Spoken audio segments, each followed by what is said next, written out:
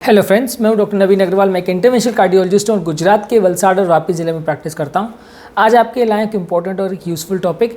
आज हम बात करेंगे क्या क्या तरीके हो सकते हैं जिसमें बिना एक्सरसाइज किए या बिना हम जिम गए या बिना डाइटिंग किए हम वेट लॉस कर सकते हैं, इस बारे में बात करेंगे।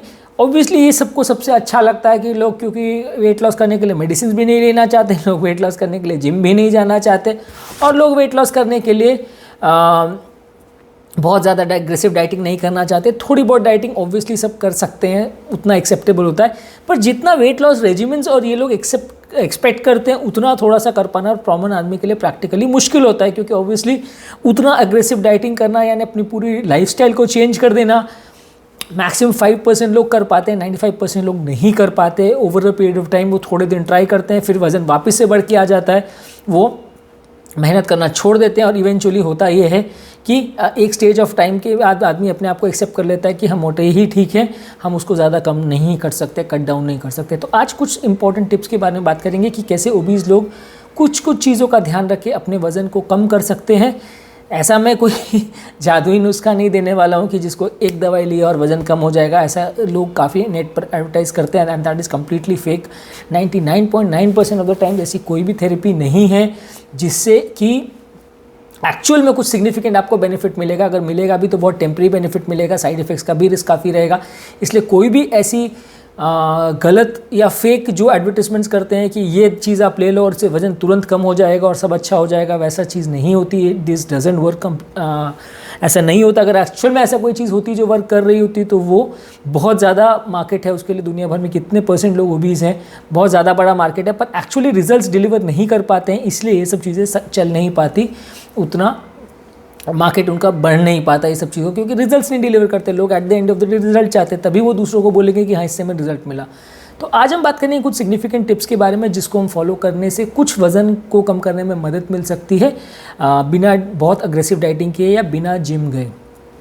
ये टॉपिक काफ़ी इंटरेस्टिंग और यूज़फुल होगा, काफ़ी प्रैक्टिकल यूटिलिटी का होगा, इसलिए रिक्वेस्ट करूँगा कि इसे एंड तक देखें। जो लोग मेरे चैनल पे नए हैं उन्हें रिक्वेस्ट करूँगा कि चैनल को सब्सक्राइब करें। ऐसा करने से हमें चैनल को कंटिन्यू करने के लिए मोटिवेशन और इंस्पिरेशन मिलती है।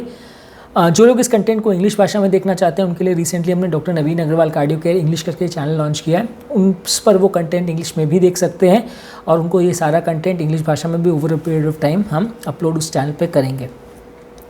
आते हैं आज के टॉपिक पर। आज का टॉपिक है वेट लॉस के रिडक्शन के टिप्स पर without aggressive dieting and without aggressive exercise. सबसे पहला इंपॉर्टेंट टिप है घर पर बनाया हुआ खाना प्रेफर करें एज़ फार एज़ पॉसिबल। देखिए, बाहर से अगर आप जब भी खाना खाते हैं तो खाने पर आपका कंट्रोल नहीं रहता। आपको भले ऊपर से वो ऑयली कम लगे या जो भी लगे, लेकिन खासकर इंडियन होटल्स में एक कॉमन बहुत प्रैक्टिस देखी गई है कि लोग फूड को टेस्टी बनाने के लिए या पैलेटेबल बनाने के लिए, खाना जल्दी बनाने के लिए शेफ्स ज़्यादा से ज़्यादा तेल डालते ही हैं। कितने बार होटल्स में, हमारे साथ भी ऐसा हो चुका है, मेरे साथ भी हो चुका है, हम होटल्स में शेफ्स को बोलते हैं कि आप कम ऑयल में बनाओ, लेकिन उनका हाथ ही ऐसा सेट रहता है कि वो ऑयल डालते ही डालते हैं। आपको वो ऑयल कुकिंग या लेस ऑयल कुकिंग घर पर ही ज़्यादा पॉसिबल है। बाहर आप उस पर मॉनिटर नहीं कर सकते, क्योंकि जो भी चीज़ आप खाएंगे उसमें कंपैरेटिवली फ़ैट का कंटेंट, अगर बहुत ज़्यादा बोल के भी आपने भी बनवाया तो भी कम से कम डबल तो होगा ही होगा जितना आप घर पर ऑयल डाल सकते हैं उसके कंपैरिजन में। दूसरी चीज़ ये है कि कई ऐसी चीज़ें हैं जैसे कि जो गार्निशिंग के लिए यूज़ की जाती है, जैसे एक्स्ट्रा ऑयल्स है, एक्स्ट्रा चीज़ है, ऊपर से कई बार छौंक लगा देते हैं। ये सब चीज़ें जो है आप इस सब चीज़ों को घर पर कंट्रोल कर सकते हो, बाहर आपका इस पर कोई कंट्रोल नहीं रहता है। तो अगर आप घर पर मील प्रिपेयर करते हैं तो एक बहुत अच्छा तरीका है वेट को कंट्रोल करने का। जो लोग 80 to 90% ऑफ द टाइम्स घर का खाना खाते हैं, मैक्सिमम 5% या 10% ऑफ द टाइम्स ही बाहर खाते हैं, कंपेरेटिवली वेट रिड्यूस करने का चांसेस उनके ज़्यादा बेटर है एज़ कम्पेयर टू जो लोग बाहर खाते हैं। हाँ, बाहर भी अगर आपको कोई बहुत अच्छी जगह मिल गई जो बहुत ही अच्छा खाना बना रही है और बहुत ही पैलेटेबल खाना बना रही है, बिल्कुल मिनिमम ऑयल बना रही है, तो I think you can still have that. पर अगर 95% ऑफ द टाइम्स जो लोग हम रेगुलर खाना बनाते हैं उनके लिए ये टिप बहुत इंपॉर्टेंट है कि वो एज़ फार एज़ पॉसिबल घर पर बनाए। और घर पर भी बनाने का मेन मतलब यही है कि उन चीज़ों का ध्यान रखें जिनसे फ़ैट बढ़ सकता है, यानी कि जो चीज़ें आपका वज़न बढ़ाती हैं, जैसे कि ऑयल है, फैट है, घी है, चीज़ है, बाकी हाई कार्बोहाइड्रेट वाली डाइट्स है, स्वीट्स है, चीनी है, ये सब चीज़ों पर आप कंट्रोल करें। बाहर कई बार आप एक छोटा सा पीस ऑफ केक या पेस्ट्री भी अगर ले लेते हैं तो उसमें कई बार बहुत ज़्यादा कैलोरी चला जाता है, जितना आप सोच सकते हैं या जितना आप इमेजिन करते हैं उससे काफ़ी ज़्यादा। ठीक है। तो इसलिए एज़ फार एज पॉसिबल घर पर ही कुकिंग का प्रयास करिए, एटलीस्ट 90% ऑफ द टाइम्स आपका मील्स घर पर ही हो तो ज़्यादा अच्छा है। नेक्स्ट है ईट मोर प्रोटीन, यानी प्रोटीन से सब चीज़ों को सप्लीमेंट करें। आप टोटल नंबर ऑफ कैलोरीज से अगर इक्वेट करेंगे तो ऑब्वियसली प्रोटीन और कार्बोहाइड्रेट में लगभग कैलोरी जितना वो देती है वो बराबर होता है, लेकिन प्रोटीन का एक इम्पॉर्टेंट टिप ये रहता है, इम्पॉर्टेंट फ़ायदा ये रहता है कि प्रोटीन जो है कि वो कैलोरी ज़रूर देता है लेकिन वो आपकी बॉडी को सैटिस्फाई बहुत जल्दी एक्टिवेट करता है। यानी आप उतना ही अमाउंट ऑफ कार्बोहाइड्रेट खाएं, उतना ही अमाउंट ऑफ प्रोटीन खाएं तो आपको पेट प्रोटीन खाने पर ज़्यादा भरा हुआ महसूस होगा, आपका और खाने की इच्छा नहीं होगी। और सबसे इंपॉर्टेंट चीज़ इसमें यह है कि जब आपका हंगर सेंटर बॉडी का एक्टिवेट होता है तो आपको भूख लगती है, जब सैटिस्फाई सेंटर ब्रेन का एक्टिवेट हो जाता है तो भूख खत्म हो जाती है, शांत हो जाती है। तो हाई प्रोटीन डाइट लेने से आपका सैटिस्फाई सेंटर जल्दी एक्टिवेट होगा, हंगर सेंटर को बार बार स्टिमुलस नहीं जाएगा, पेट भरा लगेगा, तो कंपैरेटिवली आपका एपेटाइट कम हो जाएगा। तो जो भी चीज़ खाएं ज़्यादा से ज़्यादा प्रोटीन खाएं। और प्रोटीन खाने का ये मतलब नहीं है कि आप प्रोटीन को बनाने के लिए आप उसमें खूब सारा ऑयल डाल दें तो वो कोई मतलब नहीं बचेगा। आप जितना ज़्यादा ब्लैंड प्रोटीन खाएं, जितना ज़्यादा सादा प्रोटीन खाएं, कम से कम ऑयल और कार्बोहाइड्रेट के साथ खाएं, उतना आपके लिए ज़्यादा अच्छा है। कई ऐसी चीज़ें जैसे सीड्स वगैरह होती हैं या ब्रेकफास्ट सीरियल्स होते हैं या एग्स होते हैं, उसका वाइट पोर्शन है, ये चीज़ में इनहेरेंटली बहुत प्रोटीन होता है। शिया सीड्स है, हेम सीड्स है, ये सारी चीज़ों में इनहेरेंटली बहुत प्रोटीन होता है। तो इस तरह की चीज़ों को आप ज़्यादा सब्सटीट्यूट करें एज़ कम्पेयर टू बाकी ब्रेकफास्ट से, तो आपको कंपेरेटिवली आपका वज़न, खाना आप घर पे ही खा रहे हो, खाना आप पेट भर के ही खा रहे हो, लेकिन फिर भी आपका वज़न उतना नहीं बढ़ेगा जितना कि कार्बोहाइड्रेट या फैट वाली मील से बढ़ेगा। नेक्स्ट है ईट मोर फाइबर। आप वैसी चीज़ों को सिलेक्ट करिए जिसमें फाइबर ज़्यादा होता है। फाइबर जो है आपकी गट की मोटिलिटी को भी बेटर करता है, आपका पेट को जल्दी भर जाता है, उससे कंपेरेटिवली उसको डाइजेस्ट होने में एक तो बहुत टाइम लगता है, इसलिए पेट बहुत टाइम तक भरा हुआ महसूस होता है, आपके गट को पूरी तरह से फिल कर देता है और नेक्स्ट मील तक आपको भूख नहीं लगती है। ज़्यादातर लोगों का पेट वज़न बढ़ने का, इनफैक्ट मेरे भी वज़न बढ़ने का रीज़न यही है कि हम खाने के बीच में बहुत ज़्यादा चीज़ें खा लेते हैं। खाने के बीच में हम बहुत सारी चीज़ें ऐसी खाते हैं जिसकी वजह से वज़न बढ़ जाता है। At the end of the day आप जितना खाना खाते हो उसमें जितनी कैलोरी जाती है, उसके बियॉन्ड जो स्नैक्स आप खाते हो उसमें उससे डबल कैलोरी या उतनी कैलोरी एटलीस्ट चली जाती है। तो एक्चुअली आपका जितना खाना है वो डबल हो जाता है। तो वो चीज़ों को अगर आप कट डाउन कर सकते हैं तो ज़्यादा अच्छा है। तो उसके लिए इम्पॉर्टेंट चीज़ है कि आप प्रोटीन वाली चीज़ें ज़्यादा खाएं, फाइबर वाली चीज़ें ज़्यादा खाएं, इससे पेट ज़्यादा भरा महसूस होगा, डाइजेशन बहुत स्लो होगा, गट के थ्रू फूड का ट्रांजिशन टाइम बढ़ जाएगा, कॉन्स्टिपेशन कम होगा, उसमें पानी ज़्यादा भर जाता है तो कंपेरेटिवली आपका कॉन्स्टिपेशन वाला प्रॉब्लम भी कम होगा और आपका ज़्यादा बैलेंस डाइट आपको मिलेगा कंपेरेटिवली। इसके लिए आप ऐसा कर सकते हो कि फ्रूट्स ज़्यादा खाएं, होल ग्रेन ज़्यादा खाएं। रिफाइंड या प्रोसेस्ड ग्रेन्स ज़्यादा अगर आप खाते हो तो उसमें उतना फाइबर नहीं होता, उसका रिफाइन जब करते हैं तो सारा फाइबर कंटेंट निकाल दिया जाता है। तो आप ज़्यादा फ्रूट्स और सब्ज़ी और ज़्यादा ग्रेन्स खाएँ तो ज़्यादा अच्छा है, होल ग्रेन्स खाएँ तो ज़्यादा अच्छा है।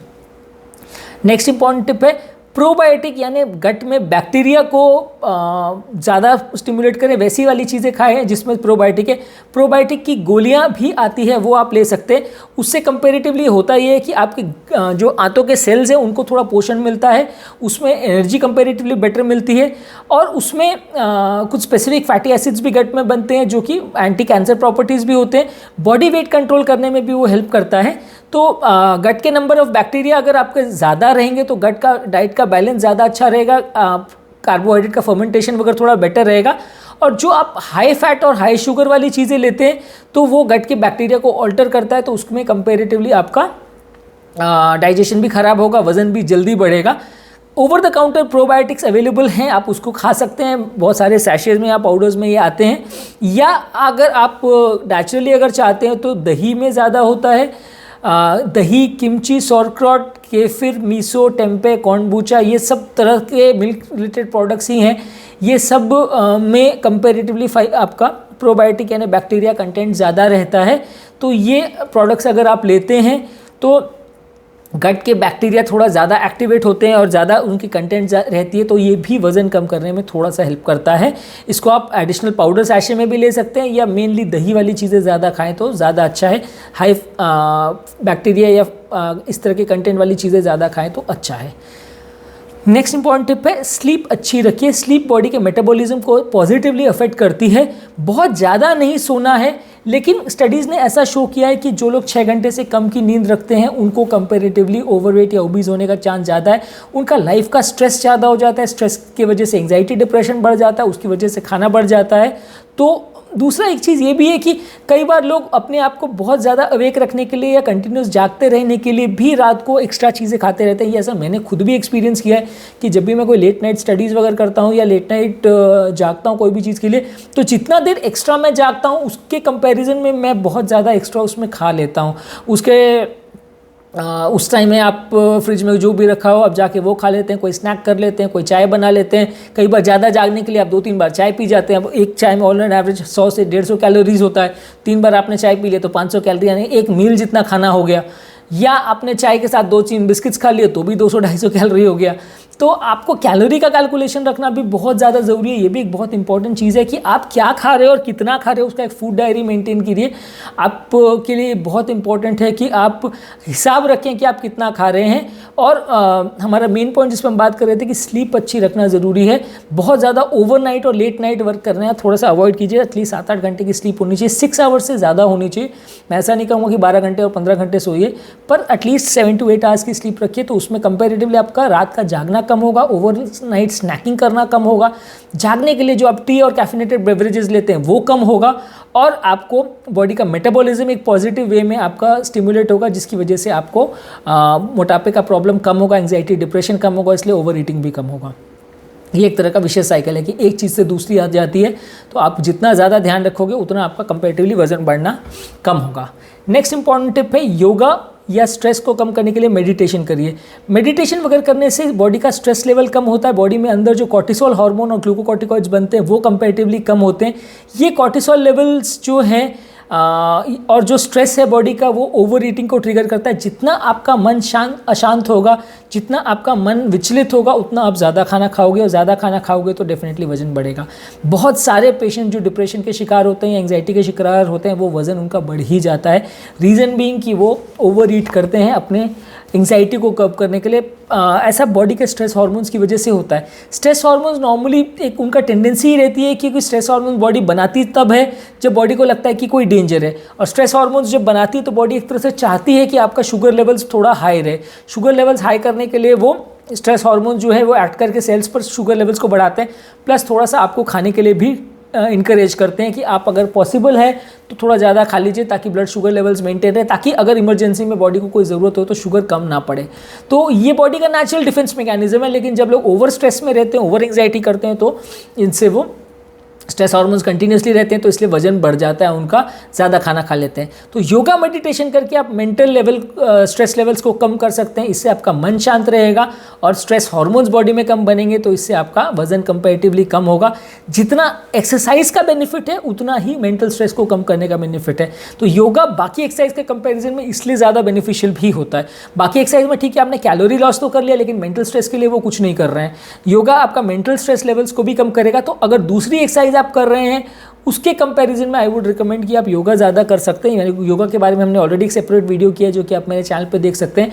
कौन सी योगा पोजेस हार्ट पेशेंट्स के लिए अच्छा है, हमने इस बारे में टॉपिक किया है, वो आप देख सकते हैं। पर डेफिनेटली अगर आपको एक्सरसाइज करना है तो योगा अच्छा तरीका है, उससे मन शांत रहेगा, मन विचलित नहीं होगा।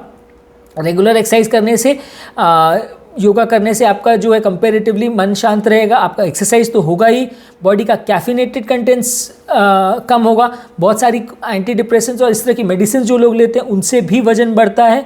और एज़ फार एज़ पॉसिबल आप कोशिश करिए कि अगर नॉन इसेंशियल आपकी कोई कमिटमेंट्स हैं या कोई इस तरह की पार्टीज़ वगैरह हैं जहां आपके नहीं जाने से अगर काम चल सकता है, तो वो सब चीज़ों को भी आप अवॉइड करें। तो उसमें भी कई बार एडिशनल खाना हो जाता है, तो वो सब चीज़ों को आप कंपैरेटिवली कम करें। अगर आउटडोर्स आप जा रहे हैं तो आउटडोर्स जाने का ये मतलब नहीं कि आउटडोर्स का आप खाना खाने के लिए जा रहे हो। आप आउटडोर्स जो है घूमने फिरने के लिए, एक्सरसाइज करने के लिए, बॉडी को एक्टिव रखने के लिए जाइए, पर आप उसमें बहुत ज़्यादा स्नैकिंग मत करिए। कुछ सोशल कमिटमेंट्स अगर बहुत ज़रूरी नहीं है तो उसे अवॉइड करें। इसके अलावा नेक्स्ट इंपॉर्टेंट टिप है विटामिन डी ज़्यादा खाइए। जितना ज़्यादा आप विटामिन डी लेते हैं वो एक तरह से मेटाबॉलिक हार्मोन है जो बॉडी के डिप्रेशन और एंग्जाइटी को कम करता है, डायबिटीज़ में भी हेल्पफुल है, हड्डियों की ताकत को भी बेटर करता है, ऑस्टियोआर्थराइटिस और ऑस्टियोपोरोसिस की बीमारियों के लिए भी अच्छा है। विटामिन डी ज़्यादातर एनिमल फूड्स में ज़्यादा रहता है, जैसे एग योक है, फैटी फिश है, कुछ मशरूम्स है, कुछ फोर्टिफाइड फूड्स में भी रहता है, कुछ फूड्स में ऊपर से भी डाल देते हैं तो उसको फोर्टिफाइड फूड बोलते हैं, उसमें भी अच्छा रहता है। तो विटामिन डी या तो आप अलग से टैबलेट्स लीजिए या उसको आप डाइट के साथ ले सकते हैं, पर ये कंपैरेटिवली आपको वज़न कम करने में हेल्प करेगा। एक तरह से पॉजिटिव मेटाबॉलिज्म इंड्यूस करता है तो थोड़ा सा वज़न कम करने में मदद मिलती है, ऐसा कुछ स्टडीज़ में शो किया है। मैं ऐसा नहीं कह रहा हूँ कि सिर्फ विटामिन डी खाइए उससे वज़न आपका कम हो जाएगा, या विटामिन डी लेने के लिए आप बहुत ज़्यादा फैटी फूड ले लें। ऑब्वियसली एनिमल फूड में विटामिन डी ज़्यादा होता है, एग योक में ज़्यादा है, तो आप एग योक बहुत ज़्यादा खाने लग जाओ कि मेरे को विटामिन डी मिलेगा तो वज़न कम हो जाएगा, तो उसके बदले उतना ज़्यादा कोलेस्ट्रॉल चला जाएगा। वैसा नहीं, सिलेक्टेड फूड्स में आप अगर विटामिन डी साथ में ले तो अच्छा है। आपको ऐसा देखना पड़ेगा कि जिसमें विटामिन डी तो आपको मिल रहा है लेकिन फैट उतना ज़्यादा नहीं बढ़ रहा, तो वो फूड आपके लिए ज़्यादा अच्छे हैं। नेक्स्ट इंपॉर्टेंट टिप है कि खाने को मल्टीपल स्मॉल पोर्शंस में खाइए, छोटे छोटे पोर्शन में डिवाइड करिए। जो अपने इंडियन मील्स में लोगों का टेंडेंसी रहता है कि 3 बार पेट भर के लोग खा लेते हैं और उसके बीच में जब भी टाइम मिलता है थोड़ा बहुत स्नैकिंग करते रहते हैं, तो वो अच्छा नहीं है। मल्टीपल पोर्शंस में 3 के बदले 6 से 8 पोर्शंस में मील्स को डिवाइड करें तो ज़्यादा अच्छा है। कुछ स्टडीज़ ने ऐसा शो किया है कि जो लोग मल्टीपल टाइम्स फूड को खाते हैं या हर 2-2, 3-3 घंटे में फूड डिवाइड करके खाते हैं, उनका लॉन्ग टर्म सैटिस्फैक्शन लेवल ज़्यादा अच्छा रहता है। इंटरमीडिएट बीच में स्नैकिंग करने की उनको ज़रूरत नहीं पड़ती, तो ओवरऑल दिन भर का इंटेक जो है मील का कम रहता है। यानी मान के चलिए कि अगर आप एक बार खाना खा रहे हो उसमें आप 5 रोटी या 6 रोटी खा रहे हो, तो उसके बदले उसी चीज़ को आप 2-2 घंटे के ब्रेक्स में 2-2 रोटी करके खाइए, या एक बार में आप 2 कटोरी सब्जी खा रहे हो या 2 कटोरी सब्जी और 2 कटोरी दही या व्हाटएवर आप खा रहे हो, तो उसको 3 पार्ट्स में डिवाइड करके या 4 पार्ट्स में डिवाइड करके खाएं, तो आपका कंपेरेटिवली पेट ज़्यादा टाइम भरा रहेगा, आपको बीच में स्नैक करने की ज़रूरत नहीं पड़ेगी और आपको ओवरऑल दिन भर का आप कैलोरी इंटेक कैलकुलेट करोगे तो उतना ही खाना आप पूरे दिन भर चला सकते हो जितना आप रेगुलर बेसिस पे अगर आप चलाते हो तो आपको उसमें बीच में स्नैक करने की ज़रूरत पड़ती है। ऐसा इसलिए है क्योंकि जब आप एक बार में बहुत ज़्यादा खा लेते हो तो उसमें 2-3 घंटे तो पेट ज़रूर भरा रहता है, लेकिन जब मील्स में 8-8 घंटे का गैप रहता है तो सेकेंड मील से कुछ घंटे पहले आपका पेट वापस से खाली हो जाता है और उस समय मील के एंटिसिपेशन में आपको ऑलरेडी एसिडिटी वगैरह होना चालू हो जाता है, तो आपको उस समय कुछ खाने की ज़रूरत पड़ने लगती है। तो खाना खाने के 4-5 घंटे के बाद आप डेफिनेटली खाना खाने की कोशिश करोगे। उसके बदले अगर आप 2-2, 3-3 घंटे के ब्रेक्स में अगर खाना को खाते हो तो कंपैरेटिवली आपका पेट ज़्यादा भरा रहेगा और आपको बार बार स्नैक करने की ज़रूरत नहीं पड़ेगी। बीच में जो ये स्नैक्स लोग खाते हैं उसमें ज़्यादातर जो लोग खाते हैं वो या तो चाय कॉफ़ी वगैरह ज़्यादा पी लेते हैं या उसमें स्नैक्स वगैरह ज़्यादा खा लेते हैं, कार्बोहाइड्रेट वाली चीज़ें ज़्यादा ले लेते हैं, तो उसमें आपको कंपैरेटिवली उतना फ़ायदा नहीं होगा, कैलोरी बहुत ज़्यादा बढ़ जाएगी। तो आपका ओवरऑल दिन भर में जितना खाने में कैलोरी जा रही है उतना ही कैलोरी स्नैक में भी चली जाएगी, तो आपको उसको कम करना है। नेक्स्ट इंपॉर्टेंट टिप है, जब भी आप खाना खाएं स्मॉलर प्लेट में खाएं। काफ़ी साइकोलॉजिकल स्टडीज़ ने ऐसा शो किया है कि अगर आप पूरा बड़ा प्लेट में खाते हैं और उसको 2 बार या 3 बार जो नॉर्मल लोगों की टेंडेंसी होती है पूरा रीफिल करते हैं, खासकर पार्टीज़ वगैरह में, तो उसमें आपका खाने का क्वांटिटी डबल हो जाता है। उसके बदले छोटी प्लेट लें। मन एक तरह से इस तरह से आप उसको एक तरह से फूल बना सकते हैं या बेवकूफ़ बना सकते हैं कि अगर आपने छोटा प्लेट भी खाया, मन का ऐसा रहता है कि जब आपकी प्लेट फिनिश हो जाती है तो एक तरह से सेटाइटी सेंटर स्टिमुलेट हो जाता है कि अब खाना हो गया, बहुत हो गया। खासकर अगर आपने 2 या 3 बार उसको रिफ़िल करके खाना है तो उसमें और ज़्यादा फ़र्क पड़ेगा। बड़ी प्लेट को आप 3 बार रिफ़िल करोगे तो खाना आपका बहुत ज़्यादा होगा, और छोटी प्लेट को 2 बार या 3 बार आपने रिफ़िल कर लिया, चलिए एक बार एक्स्ट्रा भी रिफ़िल कर लिया, तो भी आपका total amount of food comparatively कम होगा। मन बार बार उसको यही मैसेज जाता रहेगा कि हाँ पेट भर गया, हमने 2 बार खा लिया, बहुत खा लिया, अब और नहीं खाना है। तो इसलिए एज़ फार एज़ पॉसिबल छोटी प्लेट लें, उसमें थोड़ा थोड़ा सब तरह का खाना लेके उस तरह से आप खाएँ, खासकर पार्टीज़ वगैरह में, तो वो ज़्यादा इफेक्टिव है एज़ कम्पेयर टू जो लोग बड़ी प्लेट लेके खाते हैं। होटल्स वगैरह में या पार्टीज़ वगैरह में कई बार जो साइड सर्विंग्स के लिए या सूप्स वगैरह के लिए जो छोटी प्लेट्स रहती है, कई बार वैसा भी रिकमेंडेड है कि वैसी छोटी प्लेट्स को आप लेके उसमें खाना खाएं, तो आपको ओवरऑल आप खुद ही कैलकुलेट करके देखिएगा आप जितना खा रहे हो वो काफ़ी कम हो जाएगा। अगर आप पूरी भरी हुई प्लेट बड़ी 2-3 बार रिफ़िल करते हो तो आपका खाना कई गुना बढ़ जाएगा। नेक्स्ट इंपॉर्टेंट टिप है, कोई भी ऐसा बेवरेज या कोई भी ऐसा ड्रिंक ना ले जिसमें शुगरी कंटेंट ज़्यादा है। शुगर के बदले आप वाटर में कोई हर्ब्स डाल के या कोई फ्रूट एक्सट्रैक्ट वगैरह यूज़ करके ले सकते हैं। बहुत सारे ड्रिंक्स ऐसे होते हैं जिसमें शुगर कंटेंट बहुत ज़्यादा होता है, फ्रक्टोज कंटेंट बहुत ज़्यादा होता है, वो सब चीज़ों की वजह से आपका वज़न काफ़ी बढ़ जाता है। तो एज़ फार एज़ पॉसिबल कोई भी हर्बल प्रोडक्ट्स हैं जैसे जिंजर है, मिंट है, खीरा है, बेरीज़ हैं, उसको पानी के साथ लें, या पानी के साथ उनको प्रिपेयर करके कुछ फ्लेवर्स वगैरह डाल के आप लें, वो ज़्यादा अच्छा है। नींबू पानी वगैरह ले सकते हैं। तो ये आपको कंपेरेटिवली जिसमें लेस शुगर वाली ड्रिंक्स है, ये आपका वज़न थोड़ा कम करेगी। पर बहुत ज़्यादा शुगर कंटेनिंग बेवरेजेस, खासकर कोल्ड ड्रिंक्स जो लोग लेते हैं, उनका डेफिनेटली बहुत जल्दी वज़न बढ़ता है। एक तरह से मान के चलिए कि अगर आपको कट डाउन करना है और वज़न कम करना है तो कोल्ड ड्रिंक या सोडा, ये चीज़ों को डेफिनेटली आपको कट डाउन करना पड़ेगा। ये सबसे इंपॉर्टेंट चीज़ है। और ये प्लेन शुगर वाटर है, तो जितना बार आप पियोगे आप कैलकुलेट नहीं कर पाओगे, लेकिन ये आपका शुगर कंटेंट बहुत ज़्यादा बढ़ा देती है।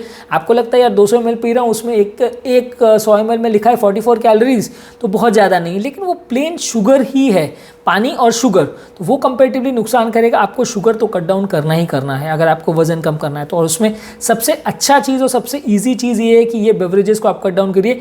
ज़्यादातर आप कहीं पे भी आउटिंग्स वगैरह के लिए जाते तो बहुत ज़्यादा टेंडेंसी हो जाती है, खासकर मूवी थिएटर्स वगैरह में, कि आप बहुत ज़्यादा कोल्ड ड्रिंक्स वगैरह लेते हो। तो एज़ फार एज़ पॉसिबल ये चीज़ों को आप अवॉइड करिए। इसमें फैट कंटेंट आपको बहुत ज़्यादा मिलेगा और डेफिनेटली वज़न आपका बढ़ेगा। नेक्स्ट इंपॉर्टेंट टिप है कि जो भी स्नैक्स आप प्रिपेयर कर रहे हो उनको थोड़ा सा हेल्दी वे में प्रिपेयर करें। उसमें चूज़ ऐसे प्रोडक्ट्स को करें जिसमें वज़न कंपेरेटिवली उतना ज़्यादा नहीं बढ़े। कुछ नेचुरल फूड्स हैं जैसे दही वगैरह है, हाई फाइबर कंटेंट वाली चीज़ें, एप्पल्स, बनाना, ऑरेंज है। हाई फाइबर वेजिटेबल्स हैं जैसे कैरेट्स है, ब्रोकोली है।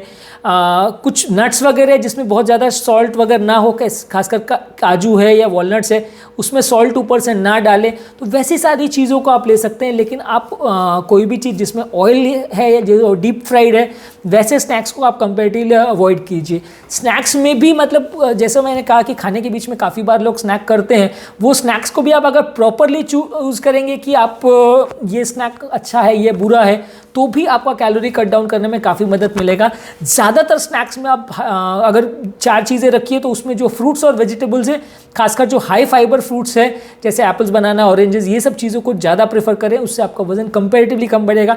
पेट लगभग उतना ही भर जाएगा। आप एक समोसा खा रहे हो उसके बदले एक एप्पल खा रहे हो, उसमें ज़मीन आसमान का फ़र्क है, क्योंकि कैलोरी कंटेंट जितना समोसा में जाएगा वो कई गुना ज़्यादा होगा। एप्पल कंपैरेटिवली नेचुरल शुगर है तो उतना ज़्यादा अब्जॉर्ब नहीं होगा। तो आप कंपैरेटिवली जो वज़न बढ़ना है उसमें काफ़ी फ़र्क पड़ जाएगा। ये स्नैक के बीच में जैसे पिज़्ज़ा वगैरह, ये जो हाई चीज़ प्रोडक्ट्स हैं ये बहुत ज़्यादा नुकसान करते हैं। आप कैलकुलेट करके देखिए या इंटरनेट पर सर्च करके देखिए कि पिज़्ज़ा की एक स्लाइस में कितनी कैलोरीज होती हैं। ऑन एन एवरेज पिज़्ज़ा की एक छोटी सी स्लाइस जो 1/4 साइज ऑफ मतलब छोटे पिज़्ज़ा को आप 4 स्लाइस में अगर कट कर रहे हो तो एक स्लाइस में 250 से 350 कैलोरी तक होता है, डिपेंडिंग कि किस तरह से उसको प्रिपेयर किया। एक छोटे साइज़ का 6 इंच का भी अगर आप पिज़्ज़ा ले लेते हो तो लगभग 1200-1300 कैलोरी जितना चला जाता है, जितना पूरे एक आदमी को पूरे दिन भर में खाना चाहिए। उतना खाना या उतनी कैलोरी एक छोटे से 6 इंच के पिज़्ज़ा में चला जाता है। तो ये बहुत ज़्यादा हाई कैलोरी फूड्स है, कैलोरी डेंस फूड्स है। तो स्नैक करने के लिए ऐसी चीज़ों को बिल्कुल बंद करना है आपको। वो चीज़ों पर मैं ऐसा नहीं कहूँगा कि आप महीनों सालों नहीं खाएं, वंस इन अ वाइल खाएं, पर इन सब चीज़ों पर आप जितना ज़्यादा कट डाउन करोगे उतना ज़्यादा आपको फ़ायदा मिलेगा। जितना अग्रेसिवली कट डाउन करोगे उतना फ़ायदा मिलेगा। नेक्स्ट इंपॉर्टेंट टिप है, ज़्यादा चबाएं। खाना को आप जितना ज़्यादा बार चबाएंगे, ब्रेन को बार बार मैसेज जाता है, गले की मसल्स थक जाती हैं, मुंह की मसल्स थक जाती हैं, तो वो ब्रेन को बार बार मैसेज देती है कि भाई हो गया और नहीं खा सकते। तो ये एक बहुत इंपॉर्टेंट टिप है कि जब भी आप खा रहे हो तो जितना अमाउंट ऑफ खाना आप खा रहे हो उसको जल्दी जल्दी मत खाइए, उसको आप चबा चबा के धीरे धीरे करके खाइए। तो आपको कंपेरेटिवली मुंह में टेस्ट भी अच्छा आएगा, ब्रेन के सेंटर्स भी सैटिस्फाई के ज़्यादा स्टिमुलेट होंगे, ज़्यादा एक्टिवेट होंगे। आपको मैसेज मिलेगा ब्रेन को कि आपका पेट भर गया है, तो कंपैरेटिवली आप कम खाएंगे। तो जितना अभी आप खाना खा रहे हैं उसको प्रॉपरली चू करके अच्छी तरह से धीरे धीरे करके खाएं तो ज़्यादा अच्छा है। वो आपके लिए लॉन्ग टर्म आप खुद ही देखोगे कि जितना आप खाना आप चबा चबा के खाते हो और जितना खाना आप जल्दी खाते हो उसमें जितने में पेट भरता है वो उसमें ऑलमोस्ट डबल का फ़र्क होता है। यानी कि आपको पेट भरने के लिए अगर आप जल्दी जल्दी खा रहे हो तो जितना खाना खाना पड़ेगा वो ऑलमोस्ट डबल होगा एज़ कम्पेयर टू जो आप चबा चबा के अगर धीरे धीरे करके खाएँ तो उसमें जितना बेनिफिट होगा। नेक्स्ट इंपॉर्टेंट टिप है, माइंडफुल ईटिंग करिए। वेट मैनेजमेंट के हिसाब से जो जो चीज़ें अच्छी है वो ध्यान में रख के उसके बारे में फोकस करके खाइए। कई बार आप जब खाना खा रहे होते हैं तो मन आपका अगर डिस्ट्रैक्टेड हो जाए और उस समय आप टीवी देख रहे हो, लैपटॉप देख रहे हो, कोई चीज़ सुन रहे हो, मन उस तरफ डाइवर्टेड है, तो वो खाना खाने का बहुत बड़ा रीज़न हो जाता है, क्योंकि माइंड उसमें लगा हुआ है तो ब्रेन का सेंटाइटी सेंटर स्टिमुलेट नहीं हो पाता कि आपको पेट भर गया है, वो मैसेज ब्रेन तक नहीं पहुंच पाता। तो जब भी आप खाना खा रहे हो तो उसमें मोबाइल फ़ोन्स, टीवी, सब चीज़ को बंद रखिए, फोकस करिए खाने पर और खाने को ही खाइए। उस समय बहुत ज़्यादा बातें भी मत करिए। आप अगर उस समय बातें करने में भी इन्वॉल्व है तो आप मान के चलिए कि आपका खाना 1.5 गुना या डबल हो जाएगा, क्योंकि उस समय मन का फोकस खाने पर ही होना चाहिए। अगर आपका मन का फोकस टीवी पे है, मोबाइल पे है, या आपका फोकस अगर उस समय बातें करने में है, तो आपका खाना ऑलमोस्ट 1.5 गुना डबल हो जाएगा। आपका पेट ही नहीं भरेगा, आप खाते जाओगे, क्योंकि उस समय आपका मन जो है उस टीवी को एंजॉय करने में लगा हुआ है या उन बातों को एंजॉय करने में लगा हुआ है, जिसकी वजह से आप का ध्यान खाने पर नहीं जा रहा, ब्रेन को मैसेज ही नहीं पहुंच रहा कि आपका पेट भर गया है। तो आपका फूड कंजम्पशन कई गुना फ़र्क पड़ जाएगा अगर आप खाने पर ही फोकस करिए खाने के टाइम, और उस समय कोई डिस्ट्रैक्शंस नहीं होने चाहिए। इसका लास्ट और इम्पॉर्टेंट टिप जो हम बात करेंगे कि as far as possible family meals रखें। फैमिली मील्स में अगर सब लोग मिल के साथ में अगर खाते हैं तो कंपैरेटिवली वेट मैनेजमेंट में एक अच्छा क्रूशियल रोल होता है, क्योंकि उस समय जैसा कि मैंने कहा आपका माइंड डिस्ट्रैक्ट नहीं होगा, आप बहुत ज़्यादा क्या खा रहे हो, कैसा खा रहे हो, आप खुद का भी आपका फोकस रहेगा और फैमिली वालों का भी फोकस रहेगा कि आपने कितना बार खा लिया, कितने बार नहीं। कई बार हम क्या है कि हम कितना खा लेते हैं, कितना वो चीज़ें बार बार सर्व कर लिया, फोकस नहीं रहता। फैमिली के साथ बैठ के अगर आप प्रॉपरली सब मील पर फोकस करें, फैमिली के साथ बैठने का मैं ये नहीं कह रहा हूँ कि आप बहुत ज़्यादा बातें करें और उस समय ऊपर ही ध्यान रहे और सारा डिस्ट्रैक्शंस में ही आपका ध्यान रहे, वैसा नहीं है। पर फैमिली के साथ मिलकर अगर आप मील को एंजॉय करते हैं तो कंपैरेटिवली आपका वज़न कम होने का चांस ज़्यादा है। काफ़ी लोगों ने इस तरह का वो किया है कि जो लोग अकेले रहते हैं, डिप्रेशन वगैरह में रहते हैं, अकेले सिंगल घर में रहते हैं, कोई फैमिली मेम्बर नहीं रहता, उनके वजन बढ़ने का चांस कंपैरेटिवली काफ़ी ज़्यादा है। और एज़ कम्पेयर जो लोग अच्छा फैमिली टाइम स्पेंड करते हैं, फैमिली के साथ टाइम बिताते हैं, खाना सारा फैमिली के साथ खाते हैं, वैसे लोगों को पॉजिटिव स्टिमुलस भी ब्रेन को मिलता है, वैसे लोगों को कंपैरेटिवली वजन बढ़ने का चांस है। ये बहुत बड़ी कोई रैंडमाइज ट्रायल नहीं है, पर छोटी स्टडीज़ हैं जो इस तरह की डेटा शो करती है। तो have a good family time, इससे आपका मेंटल डिप्रेशन और स्ट्रेस भी कम होगा, खाना भी कम होगा और वजन भी कम होगा। ये जो थोड़े बहुत उसको ये टिप्स के बारे में मैंने बात की, ये ऐसा नहीं है कि जो लोग एक्सपेक्ट करें कि मैंने कोई रामबाण दवाई बताई जिसको आपको खाने से तुरंत वजन कम हो जाएगा, वैसा नहीं है। आपको ये सारी चीज़ों को अपने प्रैक्टिस में अगर आप लाते हैं तो थोड़ा वजन बढ़ने का कंपैरेटिवली चांस कम हो जाएगा और आपकी लाइफ कंपैरेटिवली हेल्दी हो जाएगी और आपको वजन से रिलेटेड उतने ज़्यादा प्रॉब्लम्स कंपैरेटिवली कम होगी। मेरे चैनल का बेसिक पर्पज़ ये है कि हार्ट और हेल्थ से रिलेटेड साइंटिफिकली करेक्ट इन्फॉर्मेशन मैं आपके लिए ईजिली अवेलेबल करता हूँ, ताकि इस तरह के कंटेंट के लिए आपको भटकना नहीं पड़े, आपको जगह जगह डॉक्टर्स और फ्रेंड्स और रिलेटिव्स पर डिपेंडेंट ना होना पड़े। डॉक्टर्स कई बार टाइम कंस्ट्रेंट की वजह से सारी चीज़ें नहीं बता पाते हैं और फ्रेंड्स और रिलेटिव से मिली हुई इन्फॉर्मेशन कई बार आधी सही आधी गलत होती है, जिसको फॉलो करने से कई बार फ़ायदा होने के बदले नुकसान हो जाता है। हम चाहते हैं कि इस तरह का कंटेंट आपके लिए ईजिली अवेलेबल रहे, ताकि आप उसको समझ सके, समझा सके, अपनी लाइफ को बेटर बना सके और अपने पेशेंट्स की लाइफ को बेटर बना सके, डॉक्टर के साथ बीमारी को डिस्कस बेटर वे में कर सकें। यदि आपको चैनल का कॉन्सेप्ट अच्छा लगता है तो वीडियोस को लाइक कीजिए, चैनल को सब्सक्राइब कीजिए। यदि आपको लगता है कि आपका ये हमारा कंटेंट आपके फ्रेंड्स और रिलेटिव्स के लिए यूजफुल है तो लिंक को उनके साथ शेयर कीजिए। और यदि आपको लगता है कि आपके कोई कमेंट्स, क्वेरी, सजेशंस है जिसको आप चाहते हैं कि हम फ्यूचर में टॉपिक्स में कवर करें, तो नीचे कमेंट सेक्शन में उनके बारे में बताइए। हम फ्यूचर में उन टॉपिक्स को कवर करने का ज़रूर कोशिश करेंगे। अंत में मैं डॉक्टर नवीन अग्रवाल तहे दिल से आपका शुक्रिया अदा करूँगा कि आपने मेरे टॉपिक को पूरा देखा। डेफिनेटली आपको इससे कुछ सीखने को मिला होगा। जो लोग मेरे चैनल पे नए हैं उन्हें रिक्वेस्ट करूँगा कि चैनल को सब्सक्राइब करें। ऐसा करने से हमें चैनल को कंटिन्यू करने के लिए मोटिवेशन और इंस्पिरेशन मिलती है। और जो लोग इस कंटेंट को इंग्लिश भाषा में देखना चाहते हैं उनके लिए ये कंटेंट डॉक्टर नवीन अग्रवाल कार्डियो केयर इंग्लिश करके चैनल हमने स्टार्ट किया, उसमें अवेलेबल है इंग्लिश भाषा में, तो वो उस कंटेंट को इंग्लिश में देख सकते हैं। उस चैनल को भी आप सब्सक्राइब कर सकते हैं।